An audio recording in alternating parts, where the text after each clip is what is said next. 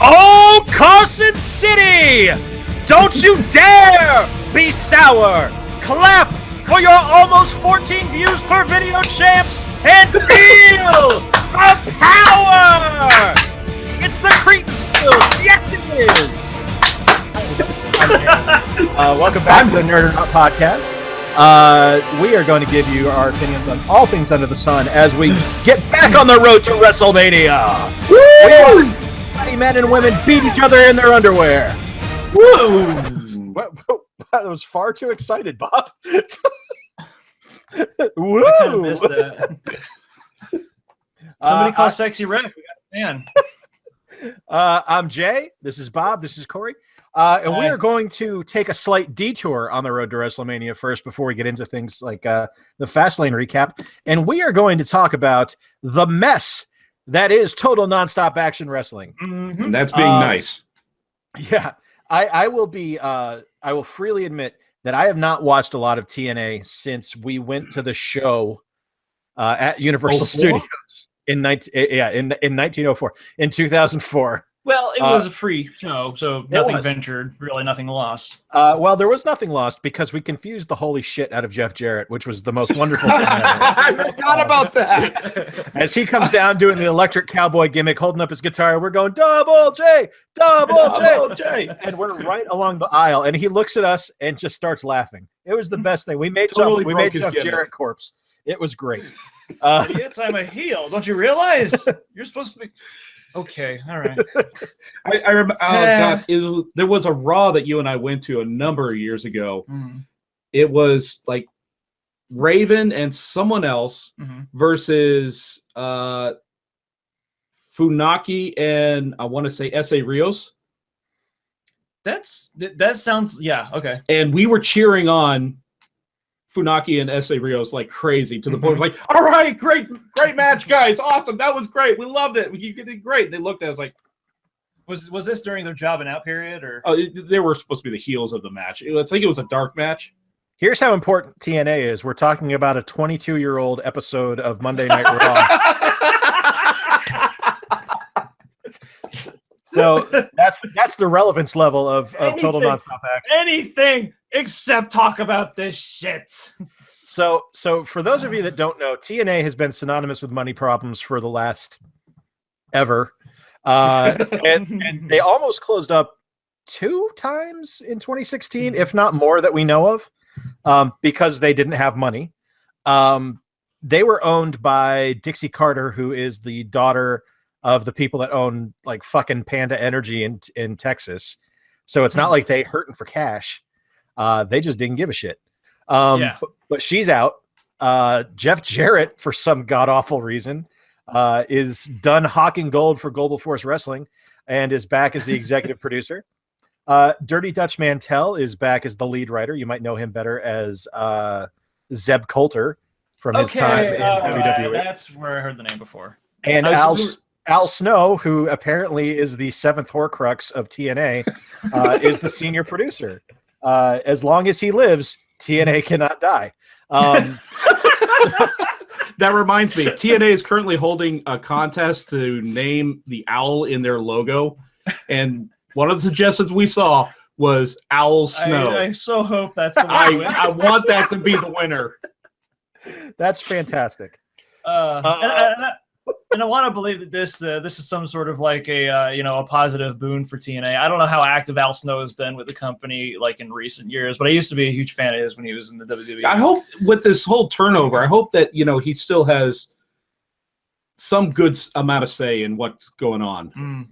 Not that I've been watching to realize what kind of product they've been putting on. Have you?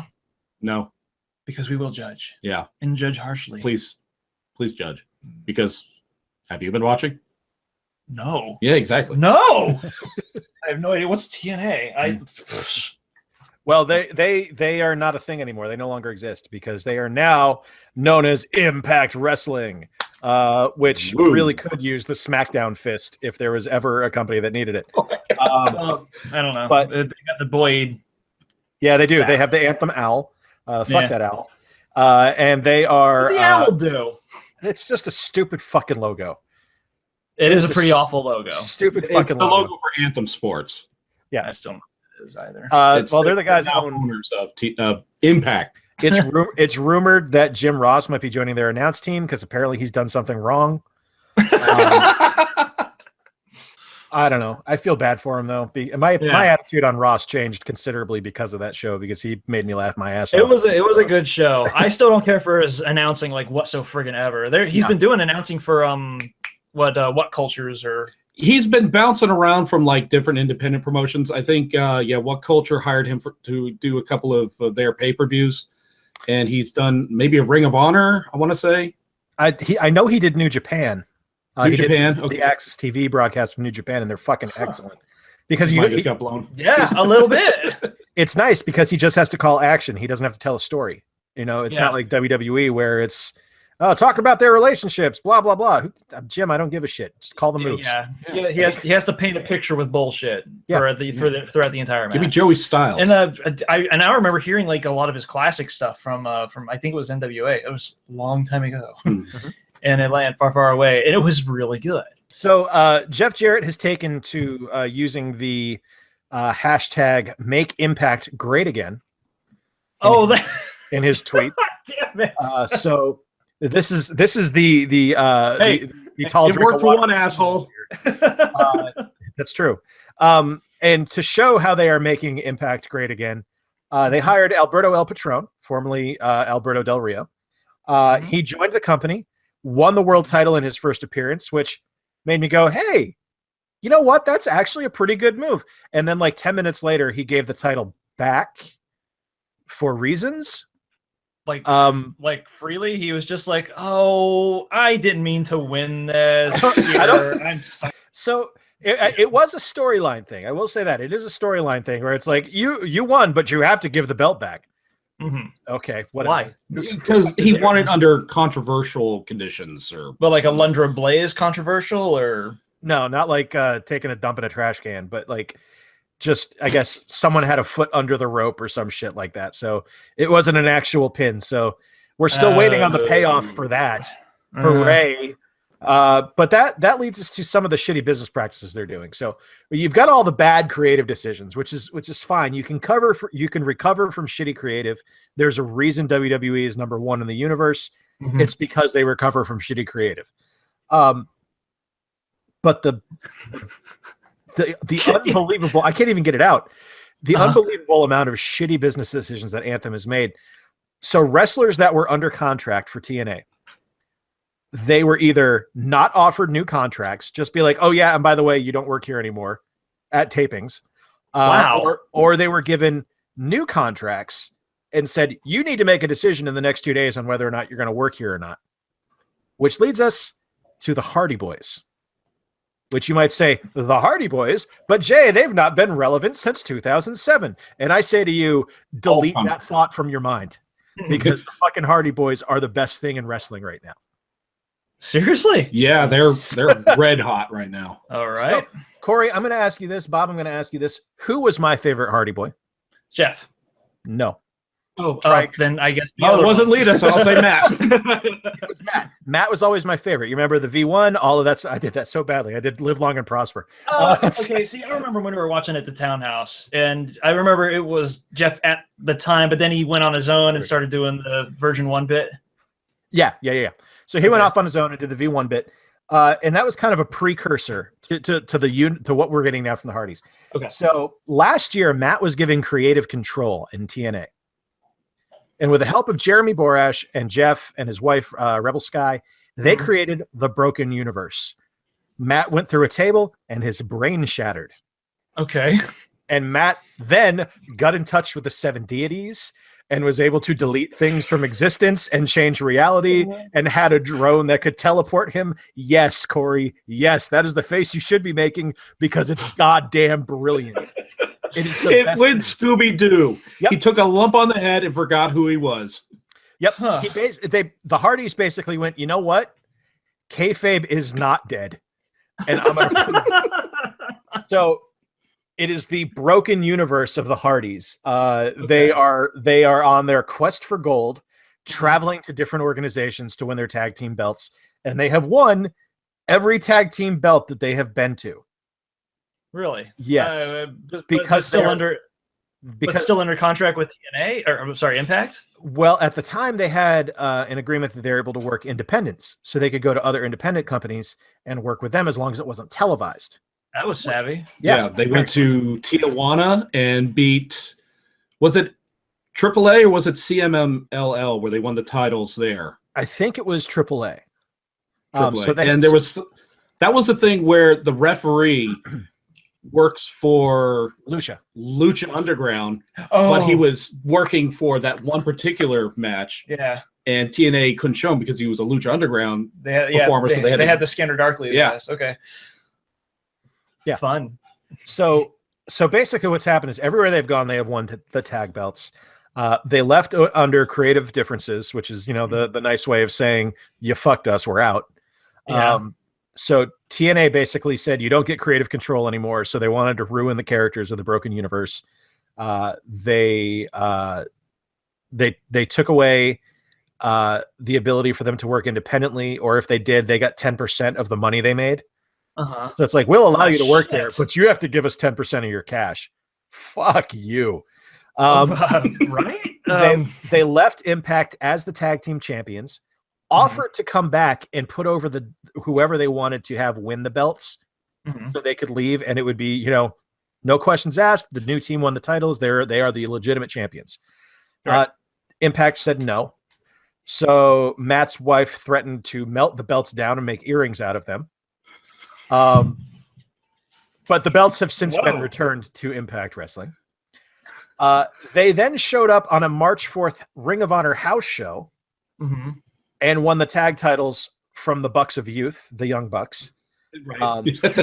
And have now claimed that they have signed a big contract with Ring of Honor, although Jeff revealed today that it's a short-term deal. And it expires on March 31st. When is WrestleMania, gents? That would be April 2nd. Huh. Plenty of time. And you know who's not doing anything at WrestleMania? New Day? New Day! So they have said that they want to bring the broken characters to the WWE. TNA is claiming that they own the intellectual property of Broken Matt and Broken Jeff. Which basically, if they take that to court, they're going to lose because they are independent contractors. They don't own the IP. There is plenty of documentation essentially showing that, no, this is something that Matt and Jeff and Jeremy Borash created. No, they're not. You're not winning. So basically, it's kind of a general Impact is trying to keep it from going to WWE because they don't want that going there. Because let's face it, they've already lost AJ Styles, Samoa Joe, Austin Aries, any number, Bobby Roode. It's ridiculous. They've lost so many people, and too fucking bad. Maybe you should pay your people on time. Even if they could lock down like the actual if they trademark the words "broken in universe" next to each other, let's do that in reverse like that. Right there. All right. So yeah, that's what's going on with the Hardy Boys. They are eventually going to make their way to WWE. They want to retire there. They want to go in the Hall of Fame. Can't blame them. It's where they started. It's where they should finish. Especially Jeff. Yeah, especially he started when he was 16. Yeah. So let's talk some WWE and let's talk the last pay-per-view before WrestleMania.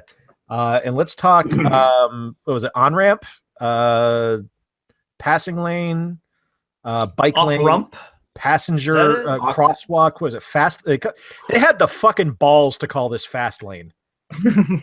This. Right, it's like 40 days before WrestleMania. You were on the fast lane to WrestleMania. Dude, you got over a month. Not only that, like factually, that's incorrect. You're not on the fast lane to WrestleMania. You're 30 exits away. Like it's full stop. Yeah. It's right. That's what the pay-per-view was. It was a full stop. The show sucked. It was a rest area. So, all right, we're gonna run through the matches. I have not seen enough of the show. I haven't seen all of it to be able to say what I liked and what I didn't like, but I have seen enough of it to know that there was one good match that I saw. Was it the first match? Yeah. It was not the first match. Well, it was a cruiserweight match. Was that the first match of the night? No, Samoa Joe's Sami Zayn was okay. opener. I caught like the last 2 seconds of that show or that match. So pretty fucking stellar. Yeah. Okay, I'll watch that. All right. So first up, pre-show, Sasha Banks, Nia Jax. I did not watch, although I heard Sasha got the win. She got the win, but I've been seeing some like internet rumors saying that she was supposed to do her heel swerve there and like grab the ropes, but she either forgot or something went wrong. We don't know what, but she botched the ending, and it turned into a just incredible match. Yeah. Okay. Which basically just got her ass thrown around all over the ring like a rag doll, and then she got her butt kicked for 10 minutes, pulled off her finisher, rolled up, got a pin, and a victory that would have been otherwise impossible. Okay. Well, right. So that happened. Next was Samoa Joe, Sami Zayn, which you've already said was stellar. Yeah. And, that was a good start. How can it not be? Those two guys are amazing. But the funny thing is that like even in watching it though, there was kind of like a watershed effect, because once you got to the middle of the match, you're like, wait, they're fucking starting with this kind of quality, and with a possible exception of another Sasha Banks match or the cruiserweight stuff, none of these names that I'm looking at on this card are giving me a sense of confidence in the rest of the show. So even like during that first match, you're like, you knew some shit was up. I gotta go grab a helmet for the rest of this. I will say that I kind of wish that they would move Sammy to SmackDown where he could shine a little bit, because he's lost in Raw. He has become the face that it's easy to get beat up, and he's not getting wins. So I hope he eventually moves over to SmackDown and gets over there where there's a little more freedom for guys like him. But converse to that, man, I love what they're doing with Samoa Joe. Holy shit, they're just embracing that character, and I love it. He is so much fun to watch. He's incredibly impressive. I'm not going to spoil anything, but I am going to describe one spot in the match, Jay. Okay. Sami Zayn was sitting on the top turnbuckle, a little hunched over, not by much. Samoa Joe, from a standing position, jumped, kicked him in the head, and stuck the landing. And this is a dude that's 285, 290 pounds, and is not muscular. You know, he's a big dude. He's built like, he's built like Pete the Cat from the Mickey cartoons. He's a bully. Think Big the Cat. Oh, okay, all right. He's just a big dude. And it's amazing to see some of the stuff he does. What I have found interesting so far about Joe, we have yet to see the Muscle Buster, as far as I know. We've only seen him use the Coquina Clutch as a finisher. Is that like under pile driver sort of restrictions, or he used it in NXT? He did try to use it in the pay-per-view. I don't remember offhand if he pulled it off or. Amazing that a move from fucking Kinnikuman is in the WWE. He made an anime effing fighting move a reality. That takes a special type of talent. And it looks devastating. Or delusion. I remember seeing Big Show do it once, and I thought he had to have done this on a dare. I'm sure people in the backstage were like, "What's he doing? What is he doing? No, who approved this? What's he doing? Oh God! Oh God!" Big Show versus Rusev. There's a lot of people pissed off that Big Show went over here. And I got to say, it doesn't bother me so much because, one, Rusev's hurt. So, he couldn't win. He's going to be on the shelf for like 2 months. You can't have to beat the Big Show. That doesn't work that way. And they're trying to make Show look stronger going into WrestleMania, because there was the rumored Shaq match at the time. And now putting him in the armbar. I have no problem with him winning that match. And let's face it, the guy's dropped like 100 pounds over the last year. Throw the fucker a bone. Yeah, he's earned it. Yeah, seriously. You want to give him a short run with the title? I'm cool with it. Yeah, I'm totally cool with it. And even more difficult than like the drastic change in physicality that he's undergone is like also his change in attitude, because for a little while, and of course, most of this was substantiated by rumor and shit, he supposedly just didn't really give a fuck that he had his job. Yep. Gallows and Anderson, the club versus the Jersey Special, Enzo and Big Cass. Is that what they're called now, or no? They don't have a nickname. It's just Enzo and Cass. Still waiting for the Greaseball Special to become an official. Like, I would love that. So it sure was a match. Man, I know. So what I've noticed since Enzo and Cass got to the main roster is Cass has plateaued. Oh, really? Completely. I think they're going to push him, just not yet. They're going to give a little. I think they're going to win at WrestleMania. Yeah. Go through a little run, maybe, and then somewhere later this year, maybe, I don't know. Then they start pushing Cass. So I think I'm not saying in terms of momentum. I'm talking in terms of ability. He's at his top. He's not going to get any better. Or he's at least not trying any new things. Well, I don't know that he isn't or he isn't. What I'm saying is the stuff I see from him in a match has no improvement. Has no improvement over what I saw 2 years ago in NXT. Right. Whereas with Enzo can wrestle now. Enzo can go. Which is confusing as shit. Yeah, because he was terrible. He was terrible.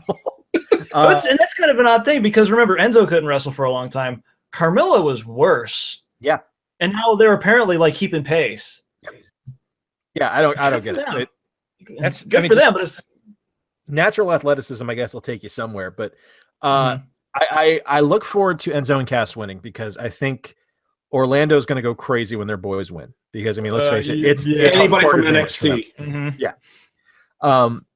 But oh man, I don't see them improving. I really don't. Like I never would have thought that I would think that they need to go their separate ways, but I think they do. Like put Enzo into the cruiserweight division, put Cass in the heavyweight division, let Cass be a mid-carder. You could put Enzo in cruiserweights and he can work with those guys and work fast and work hard. So my opinion on Enzo and Cass is if Gallows and Anderson, who are very good workers, can't drag you to a good match, yeah, that's not good for you. Yeah, it's because they've made the Shining Stars look good. They've made Cesaro and Sheamus look fantastic. They have made the New Day look fantastic, and there's just no chemistry. They need any help. The New Day look bad against people, though. The New Day did not look good against the Vaudevillains, for example. That was not a good mix. That's true. That's true. But begrudgingly admitted. Yeah, hey, that hurts me. I love the Vaudevillains. But against Enzo and Cass, there's just no chemistry there. There's nothing because those two are so afraid to improv. You know, they don't go off script. They don't change up their game. They don't change up their spots. It's the same ones every time. All right, so next match that happened on Fastlane, and this should tell you how good it was because I watched it and I don't remember it happening, was Cesaro and Jinder Mahal, which is a shame. I actually enjoy both those guys for very different reasons. I love Cesaro. I think he should be world champion. And Jinder's my favorite jobber. You know, it's like, I love Jinder Mahal. I think he's great. I think he's a good worker. I think he's got a phenomenal physique. So when someone beats him, it looks like, hey, you beat up a guy that looks like a tough ass, as opposed to, hey, you beat up whatever the guy on SmackDown is that I can't remember now. Daivari? That looks like a turtle. No, not Daivari. Ellsworth. Yeah, like big. I could beat up Ellsworth. So Cesaro defeated Jinder Mahal. Good for him. Moving on to the best match of the night. And you know what? I think we should actually talk about this last. We should save best for last because no, you know what? We shouldn't because I think there's going to be some good rants about the main event. So, Cruiserweight Championship match. The king of the cruiserweights, Neville, versus the extraordinary gentleman. Yeah. Man, it's just the best match of the night. Yeah. Not even by a little bit, just by leaps and bounds. By miles. Neville is finally being treated like he belongs on the main roster, which is so wonderful. And Jack Gallagher is a goddamn revelation. No, Gallagher's amazing. He's just wonderful. He's tons of personality, great in the ring. Like his headbutt is ridiculous. That move is that amazing. shit looks genuine. Yeah. Like he does that. I'm like, oh, you collapsed that poor man's chest. Stop that. Like, it's a reminder that in England, even the guy who works at the bank every day and has prim and proper and has tea and cookies every day, he goes to that soccer match. That motherfucker turns into a hooligan with 14 pints in him. You know? Don't screw with the soccer hooligan. And that's what Gallagher is to me. It's like, you know what? You're going to kick ass. You're going to go in. You're going to do all these great, proper, gentlemanly moves. You're going to you're going to headstand in the corner, and then you're going to headbutt the shit out of somebody. Yeah. And then do the crazy running backflip drop kick that should be in a Street Fighter game. Yeah, it's like, and that's where you learn that you never underestimate someone who's like Mazzo enough to go with fruit stripe as a color scheme for their for their trunks. That's true. Yeah. That takes like an astronomical amount of moxie. I look forward to Gallagher winning the championship one day just because I can't wait to see the photo shoot from it. Like just him, like him in like a 3-piece suit holding the belt. Like, yes, hello, how are you? Capital. Yeah. Next we had our favorite wrestler, Roman Reigns, against Braun Strowman. Who, he's really entertaining. Huh. I really like Braun Strowman. I'm becoming a fan of him. Yeah. I don't want to, but god damn it, I really enjoy him. Jay, did you see the match that Strowman had with Big Show on Raw a couple of weeks ago? I did. It was fantastic. Where Strowman did a drop kick. A drop kick and a fucking kip up. Yeah. Like I'm like, holy shit. You know who he reminds me of, and I mean this as a compliment, so please take it that way. He reminds me of Test with talent. Like, you remember how Test was like Test. I did too. Like, I enjoyed Test in the ring, but Test was very one note. You know, it was kind of like Cass is. You know, he plateaued very distinctly at what his level is. That is funny. There's a lot of parallel between the two. You're right. Yeah.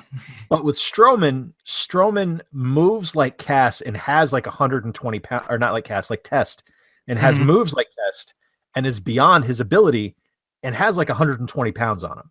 Yeah. And it's ridiculous to watch him work in the ring, and it's fun. Like, I get that he's super green, and he only had like 6 matches before being called up to the main roster, but holy shit, talk about a guy that found his fucking calling. Like, that guy is just money. I enjoy every match he's in. And you know what? Part of that might be because he's busy kicking the shit out of Roman Reigns right now. But I enjoy a small amount of bias there, perhaps. Yeah. The next match actually would be my contender for how I'd book it for this pay-per-view, and that was the women's championship match. Bayley defeated Charlotte to win the women's championship. It was a decent match. I enjoy the fact that they have very, very, very clearly played the fact that Bayley cannot win without Sasha, which is just setting that feud up to be post-Mania, and it's going to be wonderful. Yeah. Turn Sasha proper heel. Done. That's all you need to do. Another heel for the heel stable in the women's division. But how I would have done this one, I wouldn't have given the win to Bayley here. I wouldn't have given her the belt. I would have had Sasha keep the streak, or Charlotte keep the streak alive. And because Bayley should have won that at Mania. That's where she should have counted for a lot more. Like, it's definitely a misbooking. It really is. They turned that switch too early, and they had an opportunity to build for another month the tension between Bayley and Sasha, with Sasha trying to help her out to win and it costing her the belt maybe. But Sasha not blatantly being a heel to Bayley, but clearly there's something in the works here. So our final match, the main event, and I use that term very fucking loosely, was Kevin Owens versus Goldberg for the Universal Championship. Hold on a second. This was not a match. This was an unnecessary squash. I am dying to see the fighting Kevin Owens come back. And I actually thought we were going to see that. I thought I'd never be reminded of that again. I'm not so negative on Goldberg that I don't want to see him. I get it. I get the nostalgia. It's okay if it's going to be for a short amount of time. I don't agree with making him champ. I think Goldberg versus Lesnar at WrestleMania is big enough on its own. It doesn't need a world title. I have no problem with Goldberg being there because Goldberg makes money. Goldberg draws money. That's great. That's fine. But the start there, and you know, we've said this on our last Road to WrestleMania show. The difference between SmackDown and Raw is that the titles matter on SmackDown. They are not a prop. Where on Raw, it's just a thing you wear. That's all it is. It means fuck all. Like, because they're gonna slap the belt on Lesnar, and then Lesnar's gonna disappear till SummerSlam. They seem to exist primarily just to move the plot along, like a pro wrestling MacGuffin. Yeah. That's exactly what it is. It's the pro wrestling Ark of the Covenant. That's all it is. It's Neville seems to be the only person who cared about his title. Yeah, that's true. He'll scrap over that mess and deal with like 4 headbutts right to the face.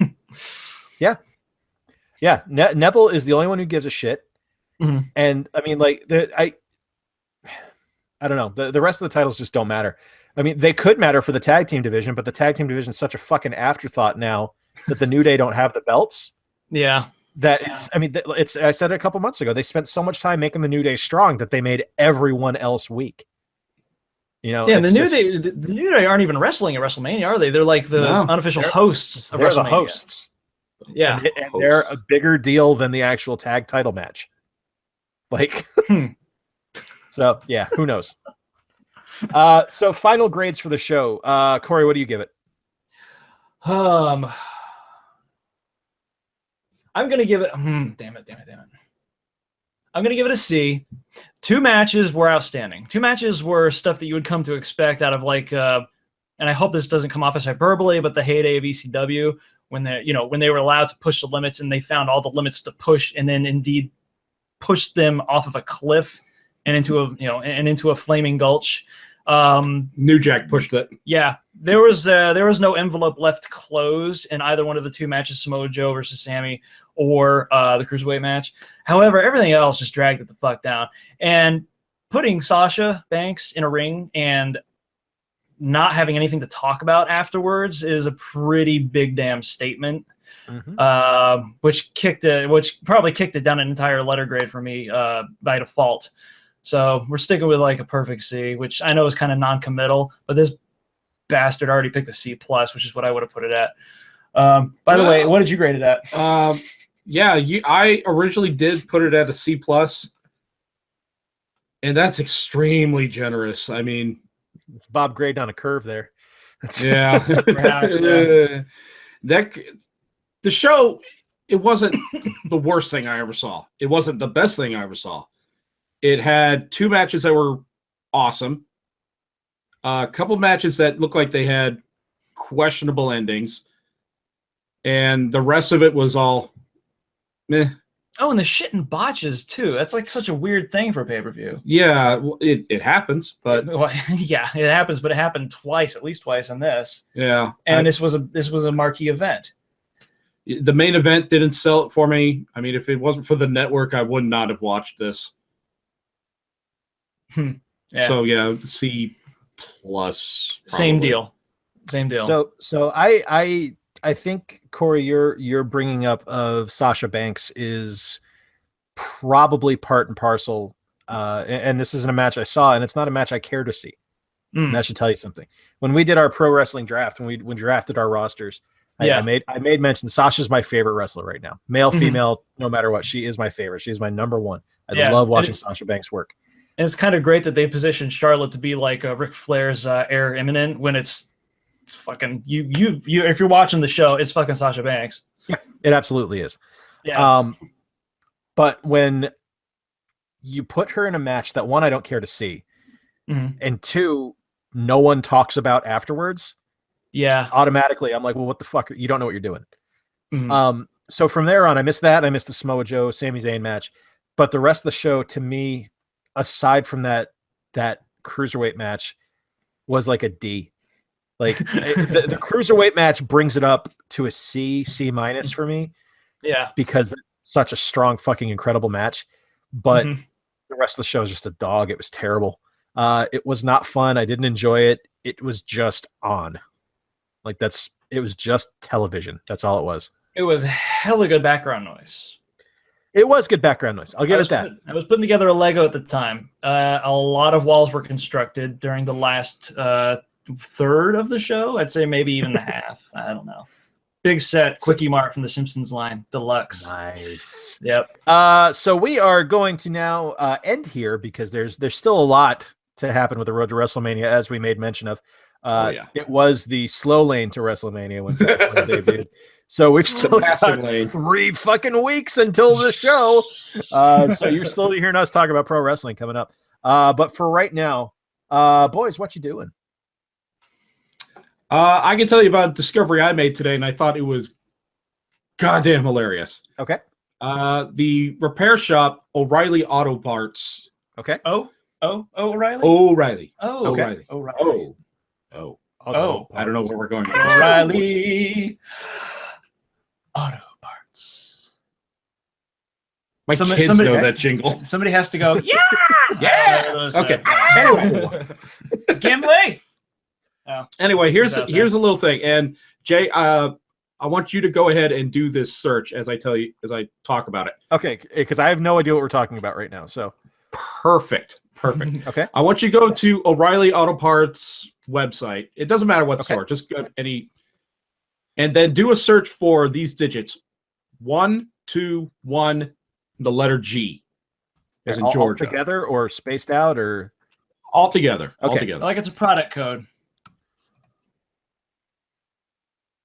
Oh, fuck off. Holy shit, that's fantastic. Brilliant. Oh my God, that's amazing. Holy shit, that's wonderful. And what do you see? I see a fucking flux capacitor. Oh, that makes me so happy. And since it's O'Reilly, you'd have to back order it. But yeah, they carry them.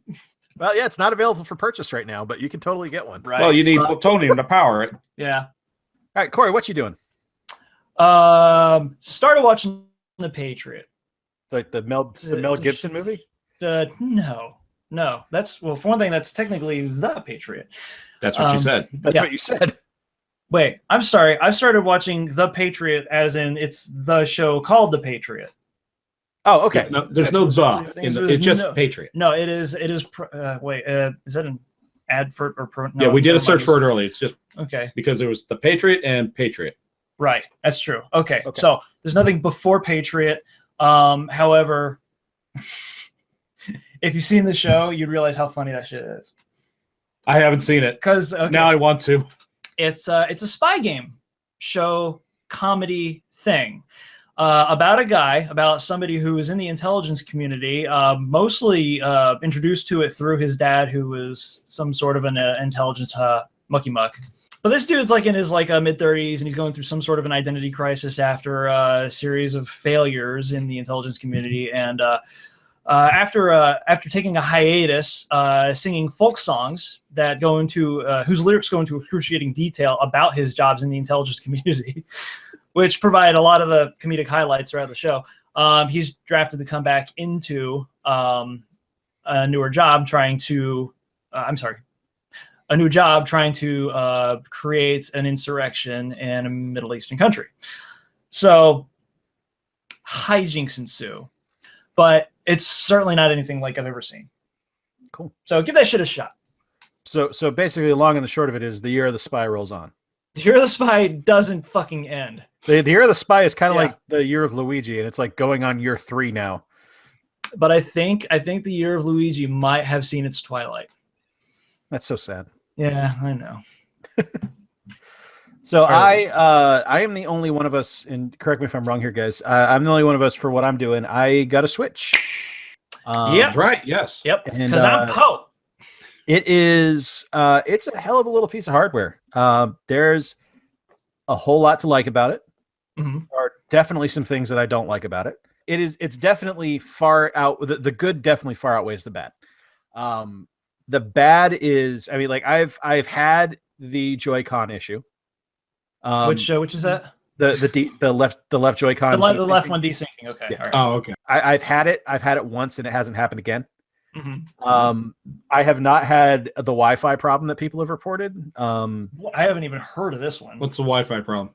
Well, people are saying that if they're far away, they're not getting good Wi-Fi signal, which I'm like, but yeah, it's a Wi-Fi signal. If you're far away, you're not going to get good Wi-Fi signal. Tends to happen with any device when you get far away from. Yes, but gamers are entitled dicks. Yeah.